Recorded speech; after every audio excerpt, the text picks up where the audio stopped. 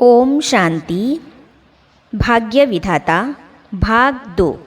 इस पुस्तक में आज हम पढ़ेंगे, अगर अपनी कहानी सुनाऊं, हैदराबाद भी मैं गया था। इस विषय पर ब्रह्मा कुमार जगदीश भाई जी अपने अनुभव सुनाते हैं। चलिए आज हम इसे पढ़ते हैं।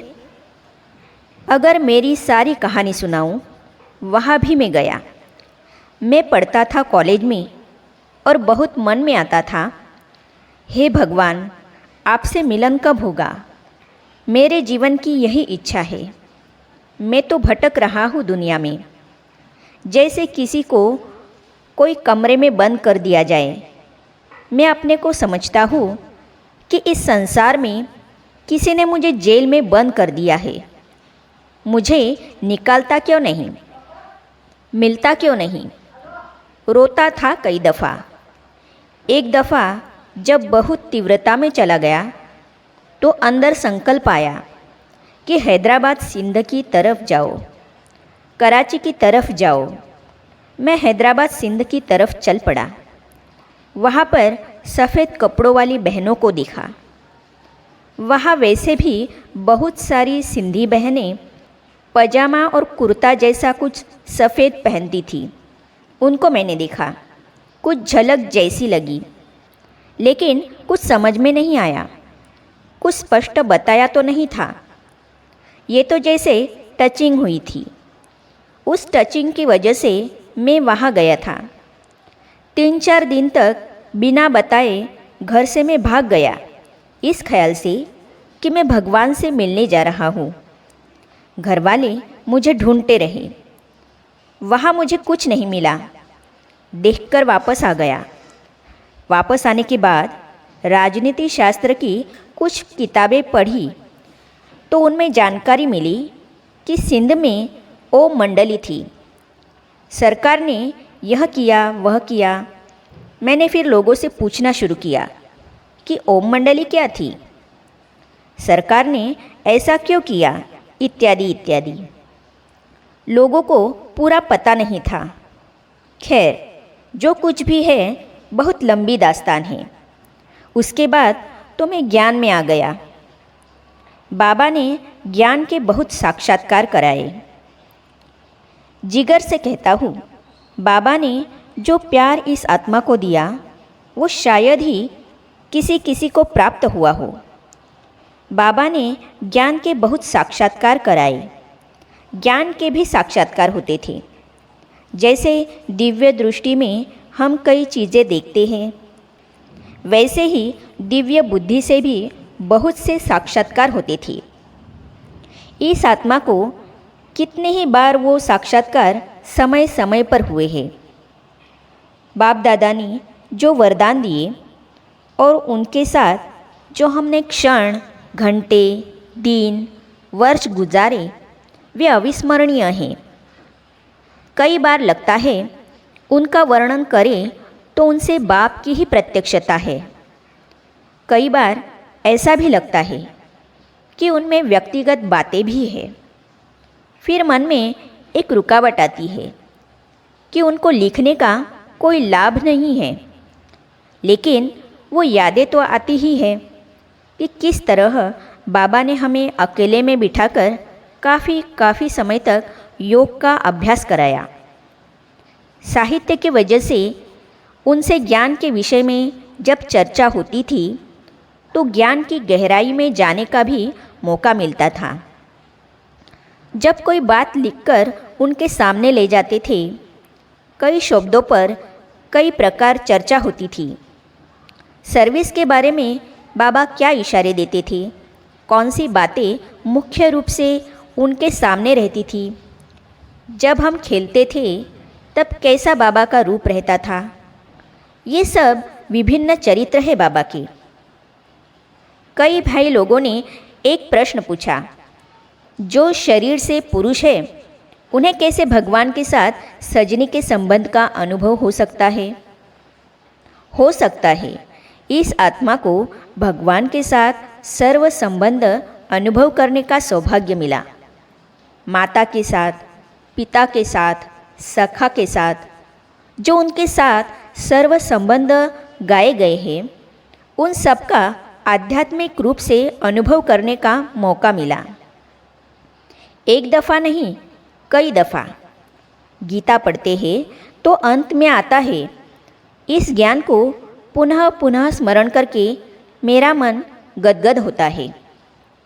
तो वो अनुभव भी जब पुनः पुनः हमारे सामने आते हैं तो मन गदगद होता है। वो मेरा सिकिलदा पिता है, सिकिलदी माँ है। मैंने भक्ति मार्ग के माध्यम से परमात्मा को खोजने के लिए जो मेरे से हो सकता था किया। मैं हर दिन प्रातः 2 बजे उठकर नहा धोकर भक्ति किया करता था। शायद ही किसी धर्म का कोई मुख्य शास्त्र हो जो मैंने ना पढ़ा हो। शायद ही किसी धर्म का कोई प्रमुख नेता हो जिसके साथ मैंने वार्तालाप न किया हो।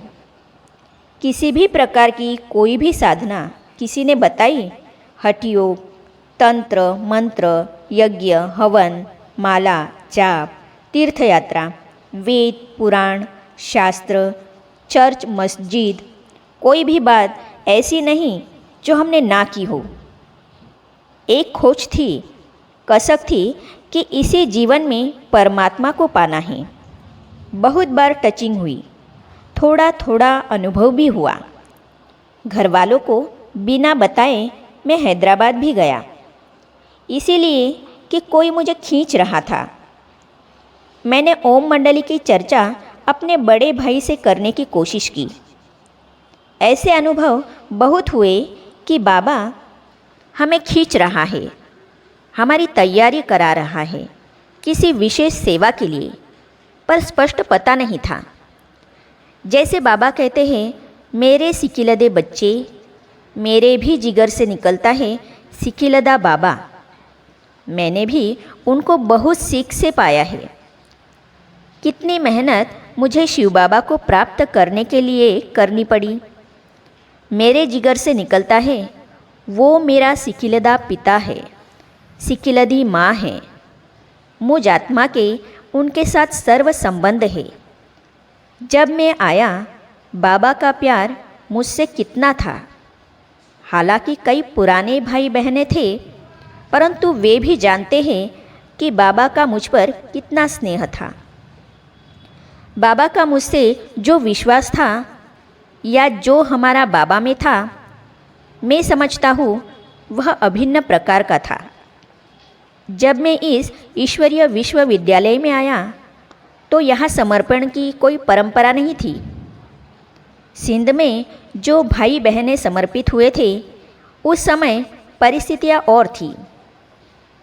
लोगों ने विरोध किया था, उन पर अत्याचार हुए थे, उन्हें ज्ञान सुनने की इजाज़त नहीं दी गई थी, उन पर बंधन डाले गए थे। इस वजह से कुछ भाई बहनें समर्पित किए गए थे और बाबा ने कन्याओं को शिक्षा देने के लिए हॉस्टल बनाया था। मेरे समर्पण से नया सिलसिला शुरू हुआ। जब पहले पहले मैंने अपने को ऑफ़र किया कि जीवन का लक्ष्य मुझे मिल गया, मैं ईश्वरीय सेवा में समर्पित होना चाहता हूँ, तो मुझे भी कहा गया कि किस लिए समर्पित होना चाहती हो। तो मेरे समर्पण से नया सिलसिला शुरू हुआ। इससे पहले भाई बहनों के समर्पण का कोई प्रावधान नहीं था। फिर बाबा ने भी बहुत प्यार से मुझे उठाया, सर्विस दी, दिशा निर्देश दिए। हर पोस्ट में 3-3 पत्र आते थे। उन दिनों मैं दिल्ली में था, वहाँ 3 पोस्ट आती थी। हर पोस्ट में मुझे 3-3 पत्र आते थे। एक पत्र लिखकर बाबा जब लिफाफा बंद करा देते तो ईशू बहन को कहते, फिर चिट्ठी लिखनी है। इसके बाद तीसरी भी लिखाते। एक पोस्ट में 3 पत्र होते। इस प्रकार 3 बार की पोस्ट में 8-8 या 9-9 पत्र हमें आते। ऐसा प्यार मैंने बाबा का पाया है। बाबा के साथ महीनों बैठकर ज्ञान की चर्चा करने का, योग का अभ्यास करने का तथा सेवा के दिशा निर्देश लेने का भी मौका मिला है। बाबा कहते, जब तुम आते हो शिव बाबा इसमें आता है। बहुतों को याद होगा, जब मैं बाबा के पास जाता था, बाबा सबको हटा देते थे। कहते थे, जगदीश बच्चा आया है। बाबा कहते, जब तुम आते हो शिव बाबा इसमें आता है। जब बाबा ऐसे कहते, मेरा भी ध्यान जाता कि बाप दादा दोनों हैं।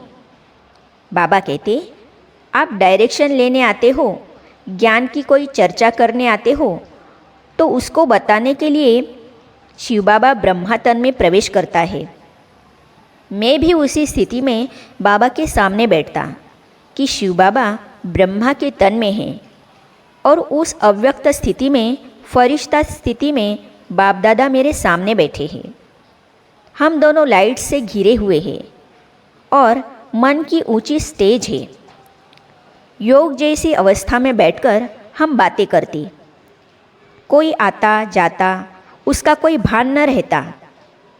मन बहुत गदगद रहता। खुशी होती कि जो हमने मेहनत की है उसका बाप दादा ने हमको फल दिया है। हमारे पर उनकी अतिरिक्त कृपा है। निमित्त बनने से आत्मा का सौभाग्य बन जाता है। मुझे भरतपुर तथा कोटा हाउस में रहने का भी मौका मिला। मैं अकेला रहता था। बाबा ने मुझे अकेली जगह दी हुई थी कि इसका मंथन का कार्य है और इसके साथ कोई और नहीं रहना चाहिए। इस बच्चे का कमरा अकेला हो, जगह भी अकेली हो। कई बार तो बाबा कहते, देखो उधर पहाड़ियों में गुफा है, तुम वहाँ चले जाया करो। दोपहर शाम को मैं कई बार चला भी जाता। मैंने पहाड़ी का भी बहुत अच्छा लाभ लिया है। बाबा ने ज्ञान, योग आदि सब तरह से बहुत कुछ दिया है। इस आत्मा पर बाबा की छाप लगी हुई है। कठिन से कठिन समस्या आती, जैसे कि झगड़ा, विरोध, सामना, तो बाबा का पत्र, फ़ोन या आदेश आता कि जगदीश को भेज दो। बाबा का कितना विश्वास था। मदद तो बाबा की होती है, पर करने वाला का नाम और कल्याण हो जाता है। करते तो बाबा है, क्योंकि करन करावनहार वे ही है, पर निमित्त बनने से आत्मा का सौभाग्य बन जाता है। बाबा के साथ रहने का मुझे जो मौका मिला वो कोई कम नहीं मिला। ये बहनें तो सेंटर पर चली जाती थी सेवा करने के लिए। मैं तो रहता ही बाबा के पास था। कहीं सेवा के लिए बाबा भेजते थे तो जाता था। उस समय बहुत थोड़ी सी सेवा थी, थोड़ी सी मुरलियाँ निकलती थी। वो हाथ से सिंधी में लिखी जाती थी। उन दिनों सिंधी जानने वाली की टीचर्स थी, वे ही सुनाती थी। अपने अनुभवों में आगे ब्रह्मा कुमार जगदीश भाई जी कहते हैं, उनका मेरे से अनन्य प्यार है, मेरा उनसे अनन्य प्यार है। मेरे ख्याल में शुरू में 10-15 साल तक कोई एक भी मुरली ऐसी नहीं होगी जिसमें बाबा ने मुझे याद न किया हो, जगदीश बच्चे को याद न किया हो। तो इसे हम पढ़ेंगे अगली कड़ी में। तो ये जानने और पढ़ने के लिए इस चैनल को सब्सक्राइब करने के साथ ही साइड में जो बेल आइकॉन है उसे भी क्लिक कीजिए, ताकि आने वाली सभी वीडियो और अब तक की सारी वीडियो आप तक पहुंचती रहेगी। ओम शांति। धरती पे शिव शक्तियाँ आ गई, धरती पे शिव शक्तियाँ